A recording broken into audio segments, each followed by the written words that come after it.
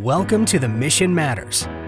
The Mission Matters is a partnership between 1615 and Missio, who have a shared passion to mobilize God's people to be a part of His mission. The Mission Matters is hosted by Matthew Ellison, president of 1615, and Ted Essler, president of Missio. Make sure you like, share, and subscribe so you don't miss an episode. And now, here are your hosts, Matthew Ellison and Ted Essler. Hello and welcome to the podcast. I am Matthew Ellison, and of course, I am joined by my good friend and co-host, Ted Essler. Ted, how's it going, brother? It's going awesome. How are you today, Matthew? I'm having a great day as well. Yep, for sure. Absolutely true. Well, hey, we're going to deviate from our normal format today, Ted. We're not going to have one guest or two, which is pretty common. We're going to have a number of guests because at Missio's Missions Leaders Conference that took place in fall of 2021 in Dallas, we set up the Mission Matters podcast booth and we said, hey, let's take advantage. We have hundreds of missions leaders. Let's get some information and conversation going with them. And that's exactly what we did. And so just in case people don't know, would you please share about the Missions Leaders Conference for the uninitiated? Sure. The Mission Leaders Conference is an annual event we host. As far as we know, it's the largest gathering of mission organization leaders and church mission pastors that gets together in one spot each year. It's about 1,000 people come together, and we have plenaries, we have lots and lots of seminars and workshops, but the real beef is the networking, the relationships you develop, and it's always a fun event. Every September, and it'll be this coming year in Orlando. That's right. I'm looking forward to it. Let me say it is something you definitely should be at. If you are concerned about the cause of global missions, whether you're an agency leader or a leader in the church, it's the place to be. And this last one was the first one since COVID hit, and it was so rich just being with brothers and sisters of common heart, common vision. I told people it was nourishing. That's what it was for me. It was nourishment for my soul, just being back together with the people of God, talking about the mission of God. So I'm going to put a plug. You need to come. If you haven't been, you definitely need to come to September's event in Orlando this year. Is that right? We'll talk more about that at the end. Yep, sure. So the questions we asked these people were generated from a survey we did with registrants. We surveyed church missions leaders beforehand, and what surfaced were these two basically giant themes out of a lot of survey work: missions mobilization in uncertain times and senior leader engagement in global missions. So we centered the questions around those two themes, Ted. Well, there's no doubt that when it comes to missions mobilization, there's a lot of misinformation out there. I was just talking to somebody today from a major institution.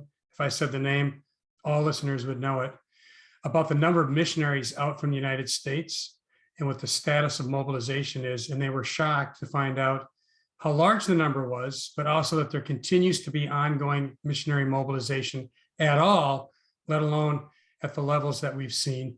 And COVID certainly has played and impacted this in a significant way. And the other topic when it comes to senior leader engagement, this is just an ongoing concern, an ongoing issue that so many senior leaders in churches are so focused locally that they don't realize that God's called them to a global vision. So both awesome topics. Yeah, I often hear, and I'm sorry to say, but I hear pastors say missions isn't my thing. I mean, I've literally heard that. Yeah. You know, I'm focused on the city or the neighborhood. So This, I agree, is an important topic. And of course, what does mobilization look like in these crazy times we live in? So hey, Ted, let's dive into the dialogue. And let me remind everyone, watch or listen to the end because we have some important information about the upcoming Missions Leaders Conference. So you never know who you're going to run into at the Missions Leaders Conference. Brian Herwagen. Did I get that right? We've been friends a long time. We have been. You got it right. But you know your last name, how do you spell it? H-E-E-R? W-A-G-E-N? It's a Dutch-German spelling.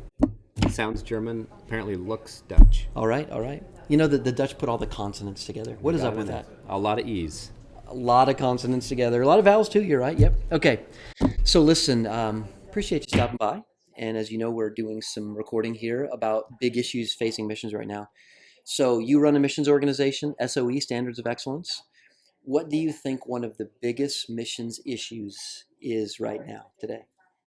Well, I would say from my local church standpoint, as well as some of the things that we face looking at missions, is this last season that we faced with so much individualism being almost compounded by the isolation. So you get people who are very me-centered and not as willing to reach out and go places and do things. And so there's a hunger to do it, but it's almost like people are becoming comfortable with the isolation. They hate it, and yet they're almost addicted to it. That's a strong way to say it. Yeah. There's this, it's harder to reach out. It's harder to expend. It's more emotional. It costs more than it used to, I think, from the inside out. And so I guess the individualism and isolation is definitely a challenge when we're supposed to be going and giving and becoming more out of ourselves. Yeah. So wherever there's challenges, there's opportunities, right? Especially when you know that God is sovereign and he's orchestrating all things for his glory and our good. As a mission agency leader, what are some of or one of the greatest opportunities that are in front of us right now? Yeah, and in the midst of the individual things and some of the organizational things, an opportunity for us has been, as a standards of excellence, is serving churches, schools, and organizations at a time where they finally have opportunity and time to recalibrate, to fix things that were broken. I can't tell you how many times over the many years I've done things with short-term missions, especially with the standards, organizations would say, if things would just slow down or I could take a year off, I could fix things, but it's always moving. My goodness, short-term missions came to a screeching halt. Yeah. And so we've been able to not only respond to those saying, hey, it's our chance to fix things, but encourage those who aren't thinking that way. Now's a good time. Yeah. Put your resources into resolving shortcomings to be even better at the gospel outreach that you do. So yeah, big opportunities, really big opportunities. We need to practice the pause, I think, Exactly. coming out of this. You're right. It can't be something that we just do when there's crisis. Yeah. We need to pause periodically. I like that. So one more question. Are you hopeful? I'm very hopeful, very, very hopeful. And I'm watching people reemerge and muster up courage and choose to break through the isolation issues, or the maverick renegade strong ones who are saying, let's fix things. We're coming back. And yeah, very hopeful. Awesome. Thanks, brother. Thank you. Okay, so I'm with my good friend Denny Spitters. We host a podcast together, so this is a little different because this is the Mission Matters podcast, not the When Everything is Missions podcast. That's not a problem. But I'm going to do a shameless plug, okay? Go for it. So When Everything is Missions, we co-authored this book, 3-4 years ago now? Yeah. Oh my gosh. And it's about this idea that everything is missions and everyone's a missionary. And then we've got, of course, the companion book, Conversations on When Everything is Missions, and 15 authors added their voice to the conversation. So, man, what a joy working on these projects with you. They're such a blessing. Yes, absolutely. So, with 2020 and 2021 as a backdrop, the world has changed. Listen to this quote from Lady Galadriel of the Lord of the Rings. This is a prologue. The world has changed. I feel it in the water. I feel it in the earth. I smell it in the air. Much that once was is lost. So no doubt, we look back to 2019, things are a lot different now. With that in mind, what do you think is one of the greatest issues in the missions world today? Well, I would say the issue probably of churchless missions and missionless churches. To me, there's been a disconnect between the role and responsibility of local churches to the nations, and at the same time, many times organizations or even individuals, because now the idea behind the common kind of phraseology is everybody's a missionary. So it doesn't really matter, you just go out and you kind of do your mission. So it's disconnected now from local church, and I think that's our greatest challenge, is to make sure that we don't see missions some way, somehow, as an end around the local church, but instead engage with the local church, a la Acts 13, 1-3. Yeah, I like it. So with that in mind, your agency hat on right now, I know you're a churchman, I know you're a part of a local church, you even have a house church, but put your agency hat on. Okay. What do you think the biggest challenge in front of agencies is today, mission agencies? Well, I think actually I'll follow up with that. Connecting with local churches, communicating with local churches, finding language to have with local churches. The language has changed, and often agencies and organizations haven't changed their approach with their language. And so we're talking missions, but we mean something very different. Yeah, that's good. It's a simple turn of a phrase, but you and I talk about agencies doing missions with churches instead of for churches. And again, it's not a big change, but the implications of that are really massive. It's huge. When agencies allow churches to do missions by proxy, as it were, it creates spiritual agency, and I need to believe that. Yep. So one more question.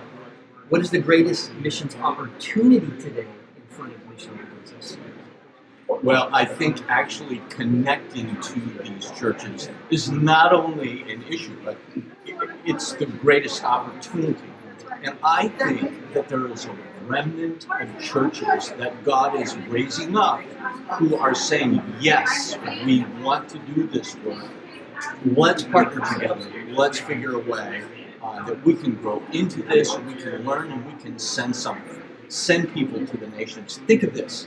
If just half of the churches in North America sent one missionary, churches that have never sent anybody, but they sent a family, they sent a single missionary to the field, we would be flooded with well over a couple 100,000 missionaries, and agencies and organizations would be scrambling to try to figure out. And I think that's my challenge to local church. Pray about this, wrestle with this. This is in God's design for your church. Yeah, amen. Thanks, brother. So you never know who you're going to run into at the Missions Leaders Conference. And I ran into Jeannie Marie today. She's the author of Across the Street, Around the World. By the way, a book I highly recommend. 1615 did a webinar. I don't know when the book came out. How long right ago when was it it? came out, you were one of the first ones. We were one of the first ones. Yes. And she shared some high-level content from this book. I loved it. I've recommended churches I work with, Thank and you. I've gotten great Thank you. feedback. So where can they pick this book up? Barnes & Noble's, Amazon, anywhere you buy a book. Anywhere you buy a book. Yeah. Give us the nutshell. I got some questions for you. Okay. Give us a little commercial Yeah. for this. Yeah, it's an A to Z, high level. Put the cookies on the bottom shelf for everything you could do to be involved in reaching the 3 billion people with least access to Jesus. All the way from international students and refugees to then by the end, you're wrestling with, should I move? Should I change my address? Yeah. So It's really good. Yeah. I love it because it's really practical Yes. and it's filled with stories, your own personal experiences. It's really good. So, okay, Thanks. I would say you are a church missions leader. Okay. I mean, you're a church missions author, right? Okay. Church missions I'll leader. take it. All right. So, from your perspective, one of the greatest missions challenges that we are facing right now. How are we going to reach the 3 billion people with least access to Jesus? The priority peoples and places where there is least kingdom work, Yep. movement work, and then in addition to that, how are we going to do it, I think, in the missions world, how are we going to do it in a holistic, transformative way so that entire communities are affected and changed? Okay. Let's flip that. So I said challenge. What's one of Yeah. the greatest opportunities? I think I know where this might be going. What's one of the greatest opportunities before the church right now when it comes to missions? Well, with that, you know what I think? It's getting Latinos, Africans, Ibero-Americans, getting the global South workers Yeah. to become involved in this, to figure out how to, they're already excited. Brazilians are ready to go. Yeah. It's how to get them to these peoples and places, how to get them funded, how to get them to stay, and how we, as the American church, can work with them to partner with them. I think that's a huge opportunity. So the challenge is the maybe 3 billion, 2.7 plus that have no access to Jesus. He's unknown, unloved, unacknowledged among those people. Hindus, Muslims, Buddhists. We need our hearts to break. We need to ask God to baptize us with a broken heart. Amen? Yes. Okay. And then you're saying the opportunity is to work to mobilize a multi-ethnic effort Yes. to engage those people without the gospel. Yes. Right? I do. All right. I love it. So what's giving you hope right now? This has been a tough couple of years. 2020 was brutal, right, for everybody? Difficult. 2021 has also squeezed us. What's giving you hope right now? So I had to pivot too, as as an author, speaker, somebody Church missions mobilizing leader. a church missions leader, right, Yeah. in churches. And I think what's giving me hope is what we're doing in the digital space with media to movements and getting involved in actually finding people a piece in the harvest. But also then what I'm doing is I turned this book into a digital course and am able to train online in a community cohort experience more people in more places, including scholarship in Global South people, for people who pay for the course. It's like brilliant. I think there's some huge opportunities that are giving me hope. Yeah. I think the church moving online and learning how to do some things in the digital space has been actually really good. I don't want it to stay all online. That's just an option. I got it. But it is giving me hope that maybe we can find more people to go in a new way. Maybe we can find people in the harvest in a new way. I love it. Thank you so much. Yes. Keith, awesome to see you, brother. Yeah, good to see you. It's really great to see you. This is Keith Swartley. He's the founder and president of Encountering the World of Islam, a ministry that I highly recommend. So check it out. Where can they find out about the ministry? Encounter. What did I say? ING. You said it right. Oh, Islam. ISLAM.org. EncounteringIslam.org. So again, highly recommend it. Good stuff. Visit the website, learn more. If you want to engage Muslims, this is where you start. Well, you can start by praying. That would probably That'd be be good. awesome. But this is also a really great next step, right, Keith? So, Keith, I want to know from your perspective as an agency leader, a mission agency leader, what do you think some of the biggest challenges in front of agencies are right now? That's a really good question, and I'd love to know what their answers are too. I think that a lot is shifting in our world. COVID just exposes those shifts. But what's our tolerance for pain? What's our attention span? I think those are two really big questions for mission agencies, because there's going to be if we're going to reach our world, there's going to be a lot of pain, a lot of struggle. What's our risk tolerance? Are we going to really send to the difficult places and stay long enough to matter? So that gets right to those two questions of pain tolerance and longevity. I used a different word. Yeah. Yeah. So let's unpack that a little bit, Sure. okay? We just had this exodus in Afghanistan, understandable. Security forces leave, military withdraws. And so now the protection, though it was limited, the protection afforded to expats and missionaries is also gone. Sure. So do we just no longer send to Afghanistan? I mean, is this the end of sending missionaries to Afghanistan? The gunboats have left. Maybe we shouldn't send people anymore. I think that was a past that we've been in before, where we only went where our troops were, or our colonies were. And I think we're going to have to, in this we feel bit, it's going to take a while for us to find our feet again. But I hope the answer is no. Yeah. I actually hope the answer isn't that we've pulled out all the Christians, too. I mean, if they stayed, they would have experienced tremendous hardship, and we don't know what would have happened, so I understand the impulse. But on the other hand, it's preparing the local church to stand in the midst of wave after wave of persecution that may come in the future. That's a piece of what makes the church grow, whether it's in China in the past or Iran today, and I hope in Afghanistan in the future. Yeah, me too. Talked to Bob Linko last week, and he said, watch for it. God is going to do something in Afghanistan. And I think we need to be the type of people who move towards danger for the sake of the gospel, not away from it, not flippantly, not without calculated prayer and wisdom, but we need to go to those places that are hard to reach. So let me ask you another question. What is one of the greatest opportunities before mission agencies today in the world we live in? Greatest opportunity. I'm all in for Muslims. I'm encountering the world of Islam. So, if you're in for Hindus or Buddhists or other people, that's great, awesome. I'm not sure I have as relevant information to help you with that. But what's the opportunity in the Muslim world today? I think there's multiple. There's opportunities through media. There's opportunities through welcoming the refugee, the immigrant. Particularly for us North Americans, we got to get back to that welcoming the immigrant and the international and the refugee piece. I hope we don't lose our attention span to do that for Afghans, but there are a lot of Muslims that want out of wherever for economic opportunity. I mean, Lebanon is in total economic meltdown right now.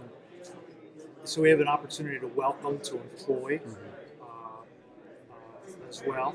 That's maybe not in the sent worker space. That's in the church and the agencies working alongside the church in our countries of origin. I think another one of the opportunities is we talk a lot about some of our key theories of really being in hard relationships where difficult things happen with people. I think it's a real opportunity for all of our agencies, all of our agency personnel, wherever they are, to really get involved in the messiness of relationships, whether with other people on staff or with people, our neighbors in our communities where we live, or the key audiences that we desire to reach.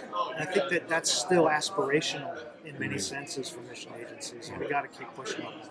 Yeah. One final question. Actually, two more questions. First one is, where do you get your hope? These are tough times. Where do you draw hope from? Yeah, that's a hard question. I think I don't want to give you pat answers for it either. I get my hope from conversations like this with brothers, when we remind ourselves of the truth of the word and our passion, our apostolic passion to do what is very costly and to stay engaged in those things. We were joking about football right before we started.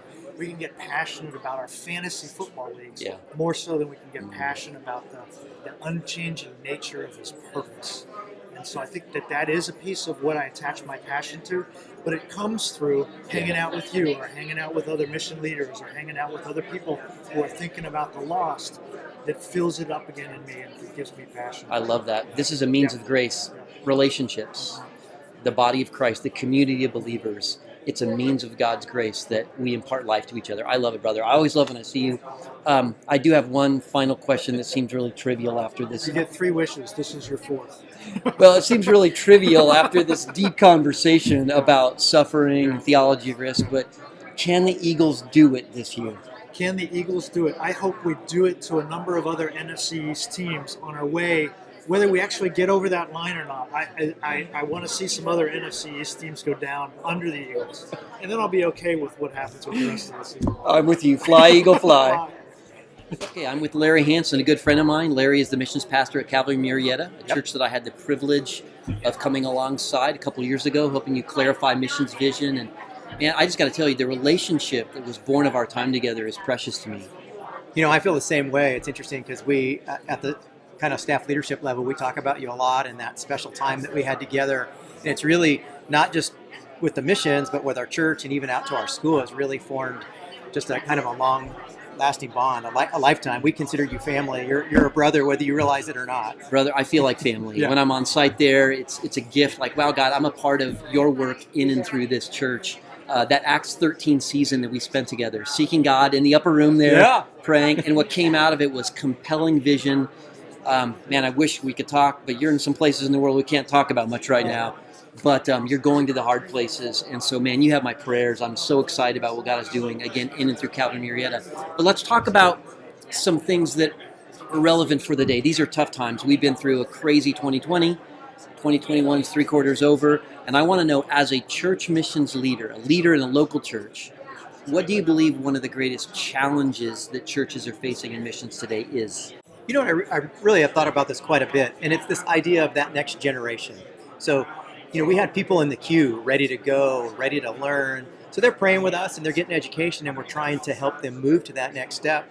And then we hit this crazy COVID world and put the brakes on them. At that same time, we had missionaries come home off the field, and they feel like they're in this big holding pattern. And so as those two groups started to, because they kind of naturally bond together, right? They're both looking for each other. But when they started to go together, they kind of commiserated. And so what I see right now is, how do we help motivate those that are on pause? And I think there's great ways for them to be advocates. There's great things they can do. But for those that are on pause, how do we help them know that what they're doing is still really important. And those other ones that are in the queue wanting to go, that are like thoroughbreds ready to race, how do we let them know that this time is really good and fruitful while they're waiting, and that there is a great future for them? So I really think that this waiting period is what our biggest challenge that we're facing. It's interesting. I asked another missions leader, and he was thankful for the pause because it gave time for people to reboot, to recalibrate, to rethink. So let me ask you, obviously where there's challenges, there are opportunities. So what is one of the greatest missions opportunities before churches today? Hey, that is, without disclosing a location or a destination, I want to just say what I have learned and what I've seen, what God do the last really year, and then a year prior to that. We had folks in training. So that areas that we're going, the access they need, our field partners needed some very specific training before they went on field. And the churches, and as these field workers did their partner development, they were able to communicate so well that they, for 2.5 years, have been fully supported. So 100% of their support. So I think what the opportunities are is for people right now to be learning about how they can participate in missions. And I don't mean just financially. So there's people there buying them meals, having a cup of coffee with them, sitting down with them and learning about the destination that they're going. And so what I'm super excited about is what the pause did for us is we now get to, I think we get to take God's pace instead of our Southern California, let's run. We get to take God's pace. And he said, hey, let's slow down.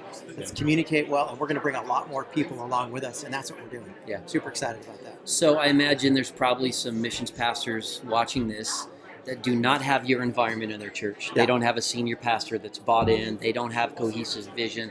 And they feel like getting missions vision in front of the church is like pushing a wet noodle up a hill, if you can get that picture in your head. Yeah. Just encourage them. Just speak a word of encouragement to them. You know what? What I really like to say is, I've been asked this question a lot because I'm in a really fortunate place that you know. But what I'd like them to say is, just like how you would reach out to somebody cross-culturally, I would ask you to think about the same way to your senior pastor or that leader that's not allowing you that pulpit time, but think about how you can build that bridge. And it starts with prayer. It starts with encouragement. I've watched some that simply just ask, do we have some time that we can get together? Can we have a cup of coffee? Can we attempt to do a local cross-cultural thing? Maybe it's in a local restaurant, or maybe it's in a local refugee community, but to take those small steps and just press in slowly and not try to jump all the way. So take those small steps, and I'm confident the Lord will get you there. That's a good word, brother. Thank you, man. Okay, God bless you. Appreciate you being here. Well, I'm with my friend Lauren. Lauren, how's it going? Good, how are you? I'm great, and I'm so glad you are at the Missions Leaders Conference, Yeah. and you are a church missions leader in the Dallas-Fort Worth area? Yeah. What church? I'm on staff as the missions pastor at First Methodist Carrollton. Awesome. I love it. Well, listen, we want to hear from missions thinkers, practitioners, and you've got a great perspective because you're implanted in a local church and you see things on a daily basis. So what would you say from your perspective is one of the greatest challenges facing churches in global missions today? I think one of the greatest things that churches are grappling with right now is how to do ministry in a new way. And I think the greatest temptation for churches is to try to keep doing exactly what we've done for the past, century or so here in America. Yeah. And I feel too many churches are too concerned about budgets and getting people back and kind of rebuilding exactly what they've done instead of seeing the opportunity to do a new thing in different ways. And so trying to refocus churches to not just look at budgets and numbers and seats, but really see the opportunity to do things for the kingdom in a global way, I think is going to be a concern that churches are going to have to grapple with as they set priorities. So wherever there's challenges, there's always opportunities. In fact, you just said the word. Yeah. So what are some of, or one of, whatever, the greatest opportunities that God has placed before local churches today when it comes to missions? I think local churches have the opportunity to engage with national partners and even agencies in a new way that is maybe not been as evident before. I've been able to sit on Zoom calls with leaders from South Asia and Cambodia and different places that could have been done 2 years ago, but before Zoom and everything was on the forefront of everybody's minds, it just wasn't as prominent. And so I think the opportunities for global partnership and for thinking about church outside the four walls of a building has really become a reality for churches that just wasn't on the forefront of people's minds 2 to 3 years ago. So I think the opportunities there for really connecting with people using technology, using digital platforms. I mean, our church even got to do a consultation with you guys over Zoom that wouldn't have been, possible, Right. 3 years ago. So I Yeah. think the technology and the ability to connect with people through that is really exciting. Okay. So 2020, 3/4 of 2021 in the rearview mirror. People are beaten up. I mean, they're battered, frustrated, all those things we know about. What gives you hope, Lauren? As a missions pastor working to mobilize your church, what gives you hope? My hope is in Jesus. I think that's the only place we can turn to when the whole world is turned upside down. When things are shaken, he is not. And so the fact that Jesus is still building his church, that he's doing that despite, global pandemic, the whole world being turned upside down, that hasn't thrown him off. He's still on the throne, and he's bringing people together. There's a hunger for real relationships and real connections and community that people weren't as willing to admit before this time. And so I think that is also exciting, how he's drawing people to himself throughout all these situations. Yeah, well said. Thank you. Normally, I open up the Mission Matters podcast, but Ted, this is your show this time. What's going on? Where are we? Well, we're at Innovate 2021 in Dallas, Texas. And whether you're here in person or watching online, we're glad you're here. And for Missio Nexus, this is a big event because our mission statement is to catalyze relationships, ideas, and collaboration in the Great Commission community. And this is the event one time a year where I know all three of those things are going to happen. That's so right. It's great to be here. Well, I'm stoked because this has to be the largest missions gathering that's happened since COVID. Am I right? As far as I know, it is, yeah. We have about just under 1,000 attendees in person. Yeah. And around 280 to 300 virtual attenders. Amazing. It's awesome.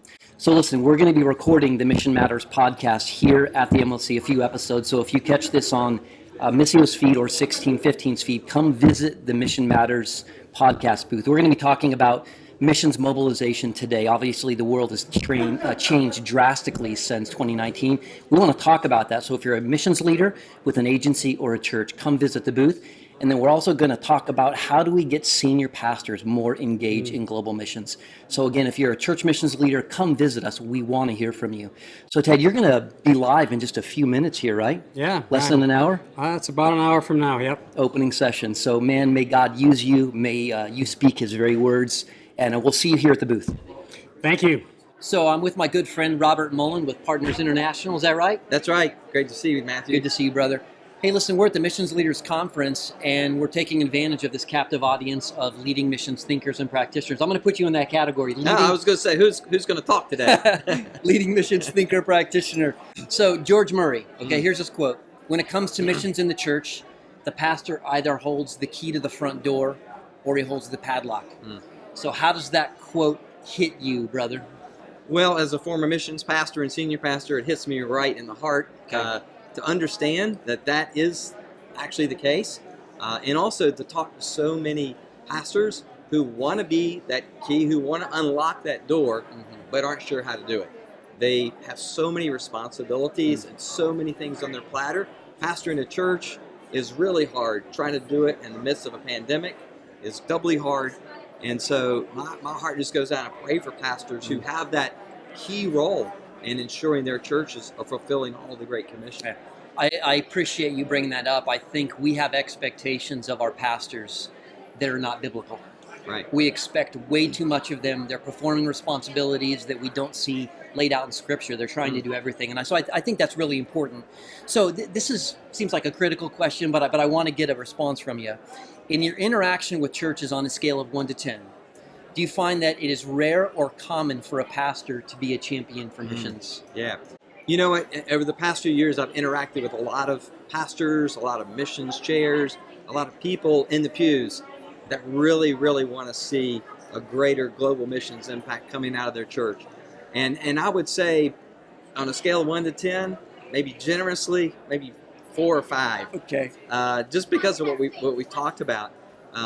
But you know, the thing that excites me is I'm also hearing from so many people that they understand the pastor holds the key to the front door, but there's a back door. There are ways that you can get into your church, become involved, and you can encourage your pastor to step up and fill the role that he really does want to fulfill.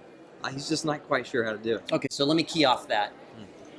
Let's say someone's listening to this, watching this, and their pastor is not even the 4 or 5. Maybe they're more like a 1 or a 2. what can be done to move the needle? How can you graciously encourage a pastor to deepen his engagement in missions? Yeah. It's really simple. It's 3 points. Okay. It begins by praying. And the second step is praying. And the third step is praying for your pastor, understanding the challenges that we've talked about that he has. But then the second thing is inform your pastor. You know what? You may have gotten a lot of you may have come to Missio Nexus, or you may have sat through a great missions conference, or been stirred by a book, or just in your time with the Lord, and you can actually inform your pastor some things he may not know. And then step up and be the solution to the problem. Say, listen, I'm willing to step in and help. Yeah.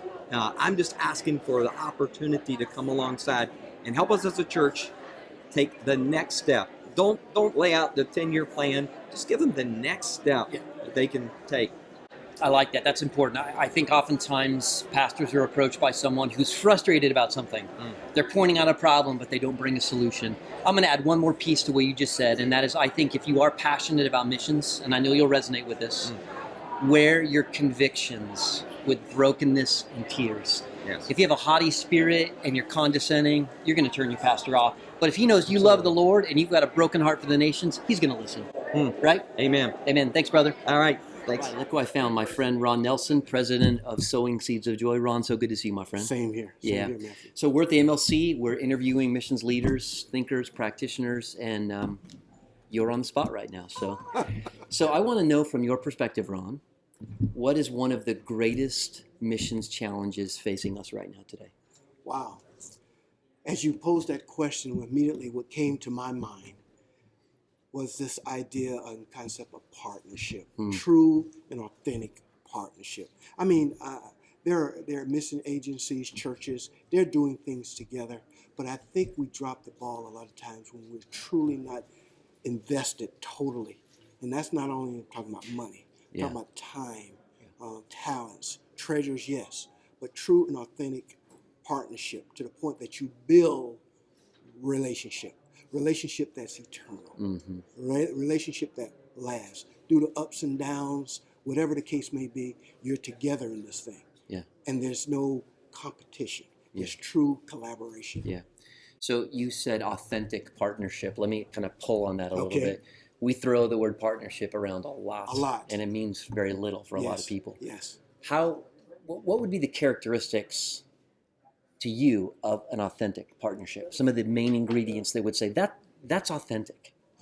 Well, that's when you enter into a relationship. You and I enter into a relationship. We're partnering. We're doing this thing together. But you don't expect anything back. You're giving of yourself. And there's no what's in it for me. Although that comes up. Yeah. But you're in it because of the love of Christ. And you're partnering and you're working together because of Christ and that love. And you're not expecting anything back. To me, that's authentic and you're real and you're sincere and it's a heart thing. Yeah, it's good. So let's flip that question, the first one. Okay. Talked about challenges. Challenges. What are the greatest missions opportunities before us today? Well, I'm going to stay right there in that ballpark. Okay. And by that I mean now is the best time to create authentic and real partnership. I mean, God has shaken things up so much with Corbett, with racial tension. He has shaken things up. And we need to focus on kingdom. Yeah. And the opportunity is not to do things this way or that way or the world's way. The opportunity now is to say, okay, God, you got us. You got our attention. Yeah. Tell us your kingdom way. Show us your kingdom's way. Let's do it the kingdom way. That's why I think in John 17, Jesus prayed to his disciples, unity. Yeah. Oneness of purpose. And it's a great opportunity to do that now. Yeah. I love that high priestly prayer. That his body would be united. So Yes. I love Psalm 133, where there is unity. God commands the blessing of his hand. It's like oil flowing down Aaron's beard. You're saying it, brother. It is like dew on Mount Hermon, Exactly. right? Oil refreshes. The dew is nourishment. Yes. It's, quenches our thirst. So amen, brother. One more question. Yes. Are you hopeful about the future? Always hopeful. As a believer in Christ, there's always hope. There's always a better tomorrow. There's, Christ, if we keep our eyes fixed, as I try so hard to do, because there are distractions. I'm the only human. I have to say, God, help me focus, help me focus. But if we can keep our eyes on Christ, He's the hope of tomorrow. Amen, brother. Amen. God bless you, man. Bless. Well, listening to the interviews again, there is no doubt that COVID has changed the world. It has changed us. And I'm reminded of the opening line from the Lord of the Rings, the Fellowship of the Ring. Lady Galadriel, the elf queen, says this: "The world is changed. I feel it in the water. I feel it in the earth. I smell it in the air."